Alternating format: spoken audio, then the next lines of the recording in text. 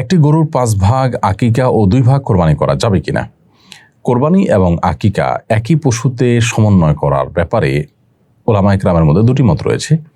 একদল ওলামায়ে কেরাম এটিকে জায়েজ বলেন, আমাদের দেশের ওলামায়ে কেরাম বিশেষ করে হানাফি মাযহাবের ওলামায়ে কেরাম এটিকে জায়েজ বলেন, আর অন্য অনেক ওলামায়ে কেরাম, সৌদি আরবের ওলামায়ে কেরাম সহ অনেক ওলামায়ে কেরাম সেটিকে নাজায়েজ বলেন। তো এই যে দুটি মত রয়েছে, দুটি মতেরই আলাদা আলাদা যৌক্তিক গ্রাউন্ড রয়েছে।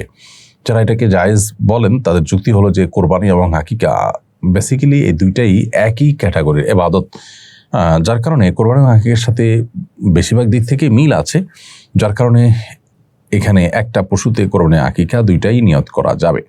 যদিও যারা এর বিপরীত মত বলে থাকেন তাদের কথা হলো যে কোরবানির ক্ষেত্রে নবী করিম সাল্লাল্লাহু আলাইহি ওয়াসাল্লাম একটা গরু একটা উটে 7 ব্যক্তির তরফ থেকে যথেষ্ট হওয়ার কথা বলেছেন, আকিকার ক্ষেত্রে তিনি সেটা বলেননি।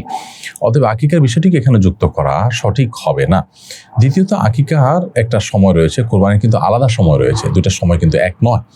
অতএব দুইটাকে আমরা একত্র করতে গেলে, দুইটাকে এক সময় করতে গেলে কিন্তু কোনো একটা ব্যত্যয়, সুন্নাহর খেলাফ অন্তত আমাদেরকে করতে হয়। যেমন আকিকা 7ম দিনে করা সুন্নাহ অথবা 14তম দিনে করা সুন্নাহ কিংবা 21তম দিনে করা সুন্নাহ, কিন্তু একই পশুতে যখন দুইটা সমন্বয় করতে যাবেন তখন এই সুন্নাহর ব্যত্যয় কিছুটা হলেও হলো, অনুত্তম কিছুটা হলেও, যদিও আকিকা মানুষ যদি নির্দিষ্ট দিনে করতে না পারে তাহলে পরবর্তীতে করলেও হয়ে যায়। নবী সাল্লাল্লাহু আলাইহি ওয়াসাল্লাম নিজের তরফ থেকে তিনি আকিকা দিয়েছেন তার পরিণত বয়সে। অতএব এটি জায়েজ আছে, বাট সুন্নাহ হলো সুযোগ থাকলে সেটা 7ম 14তম দিনে কিংবা 21তম দিনে আকিকা করা।